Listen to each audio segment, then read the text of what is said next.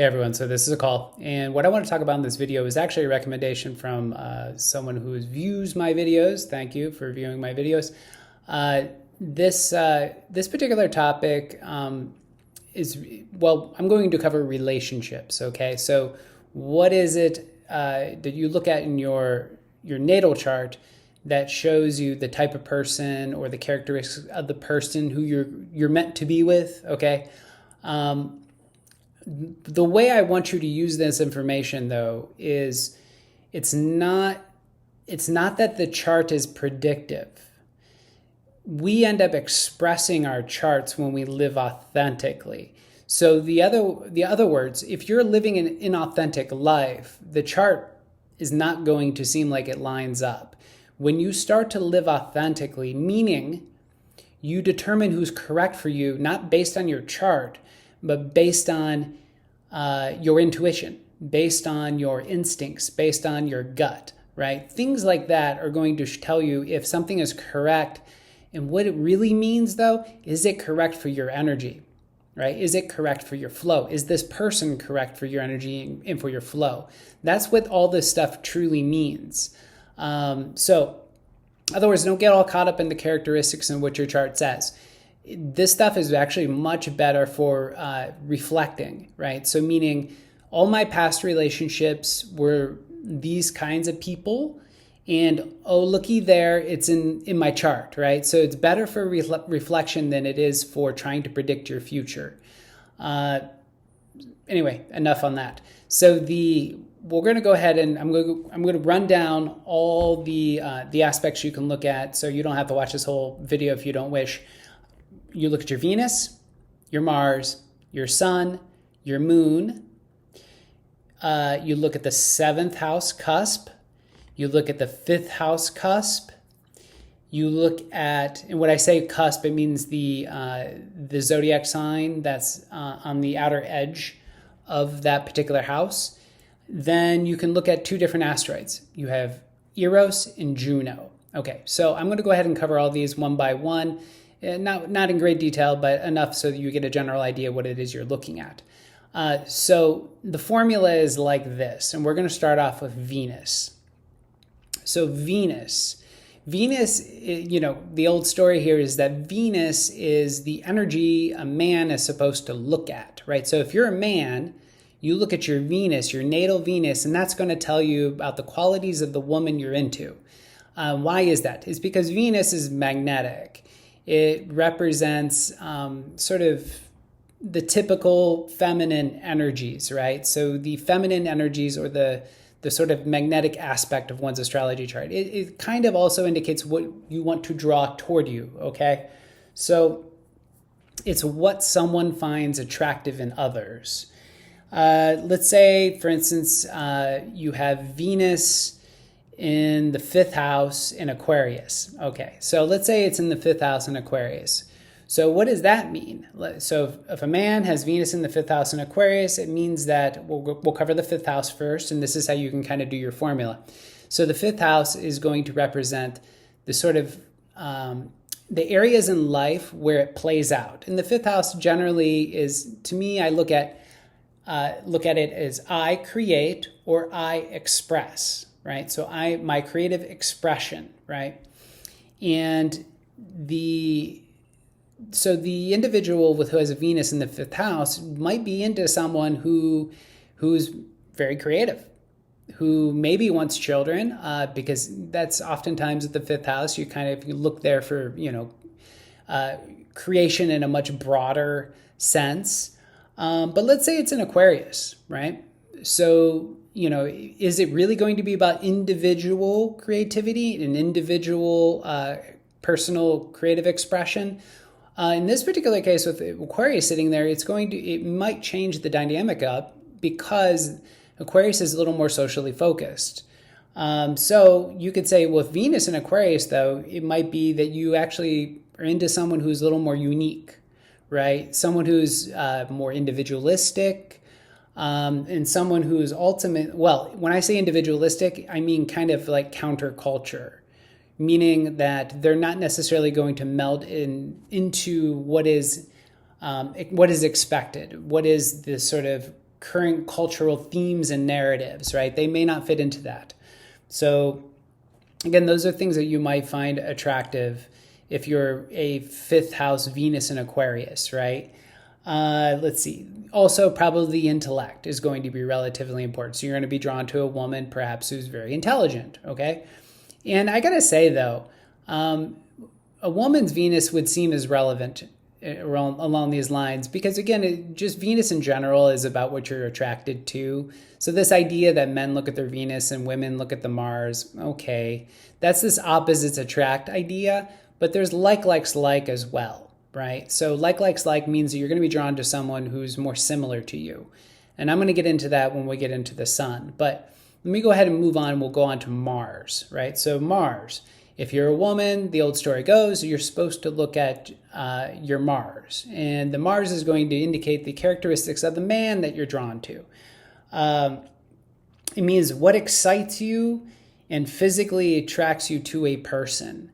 Why is that? Well, it has to do with the Mars is the electrical aspect, right? It is the radiating energy. It is the energy of action and impulsiveness, right? And supposedly that is what men embody, right? And I find that to be fairly true. So now let's say that the Mars is in, let's try a funky energy, Cancer, right? So Mars in Cancer. Then you could say, well, that this person may have a kind of an aggressive, nurturing side.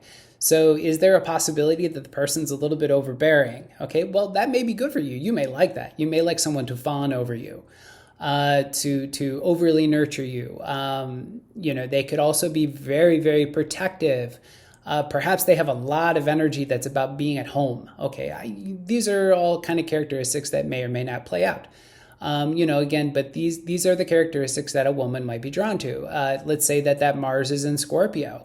Well, she may be drawn to a man who may be, let's say, more intense, okay, or emotionally deep, brooding, penetrating, a man who's into sort of transformative processes, okay? So these are the kinds of energies that a woman might be drawn to in a man who relative to her Mars and those energies, right?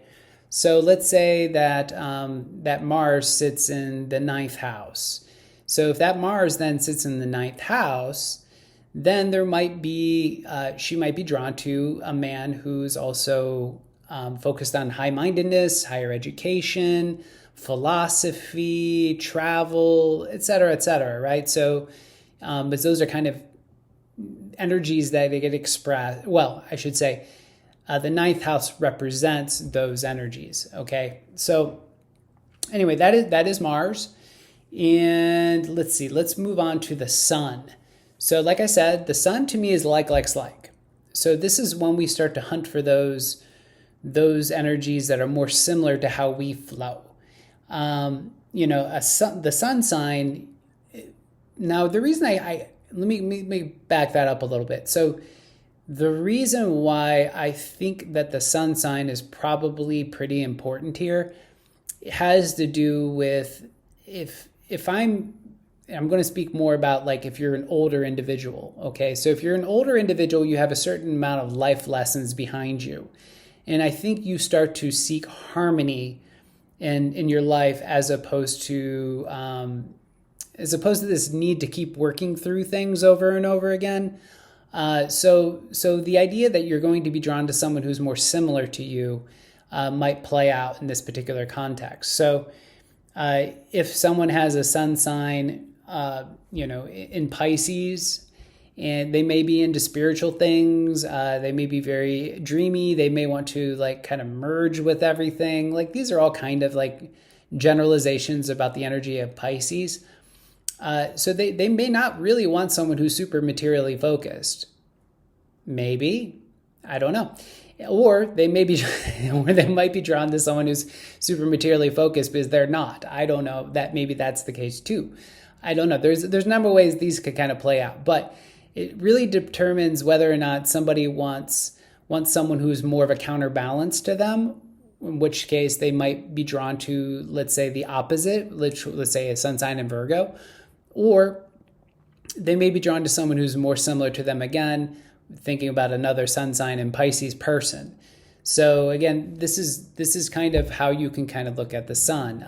There's really, to me, this really always comes back to, and that's why this is kind of a tricky topic to cover, because again, I don't find astrology to be particularly great when it comes to sort of predicting who or what we end up with in life. Again, it's much better for helping us in terms of reflection and to sort of, again, help us kind of hone our authenticity in life. So the moon, we'll go over the moon now. So the moon is going to be the emotional needs, right? So we always talk about emotional needs when it comes to the moon. We talk about nurturing when it comes to the moon. So it's going to kind of show us how we like to be nurtured, right? So if your moon is in, let's say your moon's in Capricorn, so you may actually seek out someone who gives you stability, right? Who is responsible, okay? So those may be characteristics you're kind of drawn to, because those are going to fulfill your emotional needs. So that's how the moon kind of plays out. And again, the house that the moon sits in is going to be telling in terms of what it is that you're sort of valuing, or where your emotional needs are met. Let's say your moon sits in the 8th house.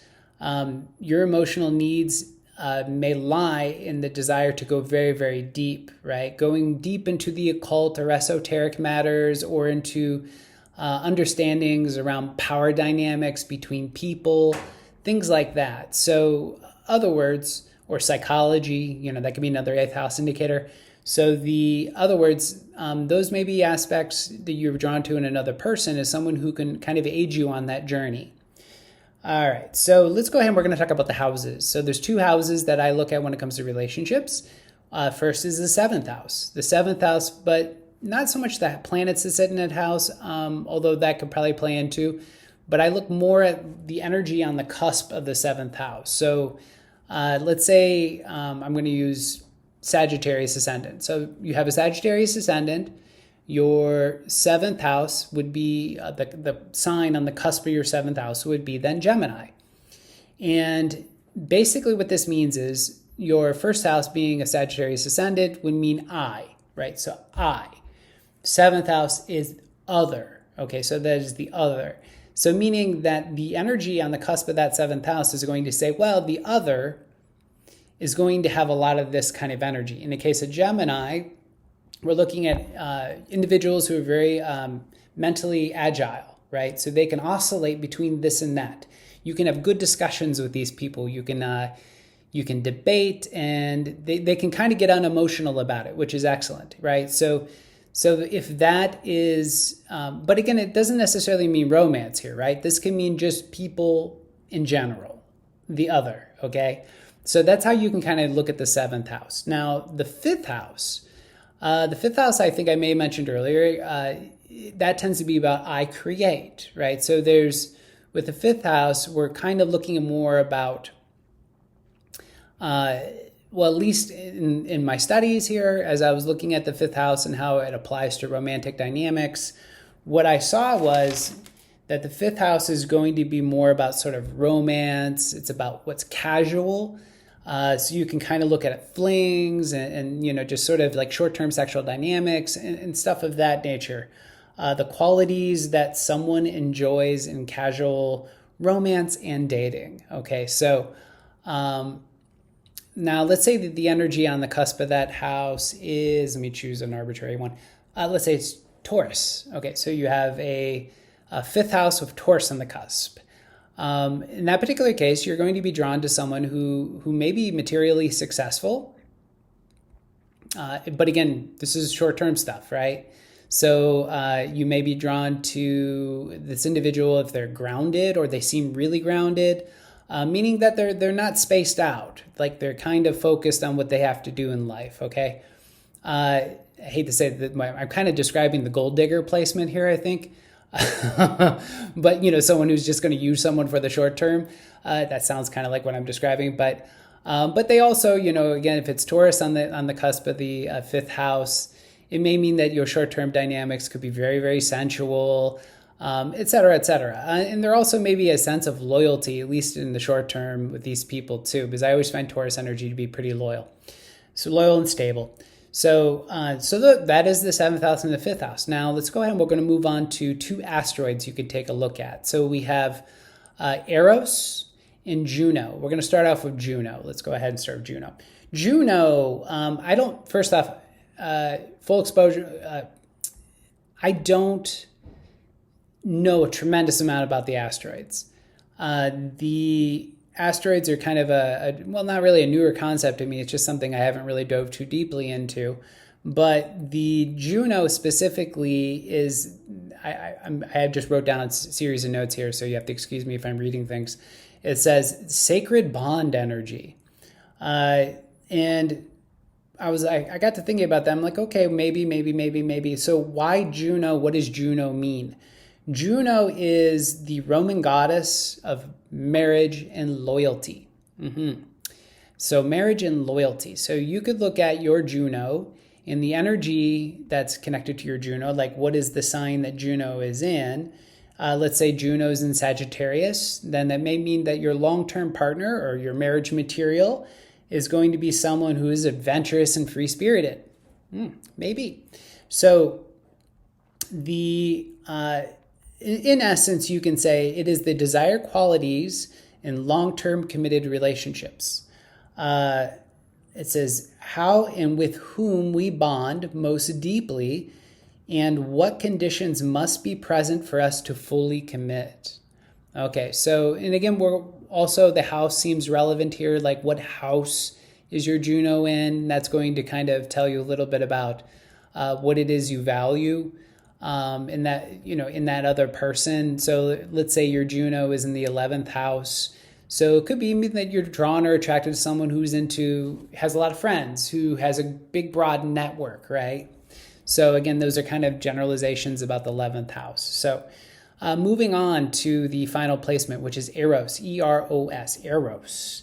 Eros, this term gets thrown around a lot when it comes to sex and passion and things like that. So it is the asteroid of love.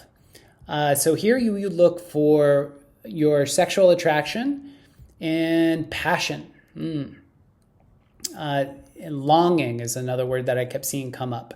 So the sign and house that it is in is going to say, basically demonstrate what is erotically magnetic for you. Erotically magnetic. I guess what turns you on? I don't know. Like, I tried to look at this and I got to thinking, like, all right, full disclosure. A lot of you watching this channel may, at least if you go back through my more sort of catalog of videos, you notice that I talk a lot about spirituality and sexual energy stuff. So again, full disclosure, my Eros sits in Pisces. And it also sits in the third house. So based on that, I'm just, again, using myself as the example here. I talk a lot about spiritual sex, and that's kind of what gets my motors going, right? So I'm into Tantra, I'm into Taoism, I'm into sacred sexual practices, which seems to fall in line. And not only that, but I need to communicate those things. Hence the third house is how to take very broad esoteric concepts and to make it common sense, and how to convey it as practical and basic for everyday life, right? So again, third house is I communicate. So that's kind of what you can do with your Eros, is go to your chart, look at the Eros, what's the sign it's in. Again, like I said, mine was in Pisces. Pisces tends to be inclined towards spiritual things. If I were to use one word for Pisces, it would be transcendence. And transcendence means the sort of shift between the material and the spiritual, right? So those are the things that kind of get me going, and that's where I found, at least personally, the most sexual satisfaction is around things that are very transcendent. So with all that said, hopefully you kind of got something out of this video, and I encourage you again to sort of look at all these aspects for reflection purposes, and they'll give you a good indication of like whether you're kind of authentically moving towards the correct people in life. So with all that said, oh yeah, one other thing. If you're interested in a chart reading, once again, go ahead and check down below the video. This is where you'll find my website with all my contact information. Thank you much.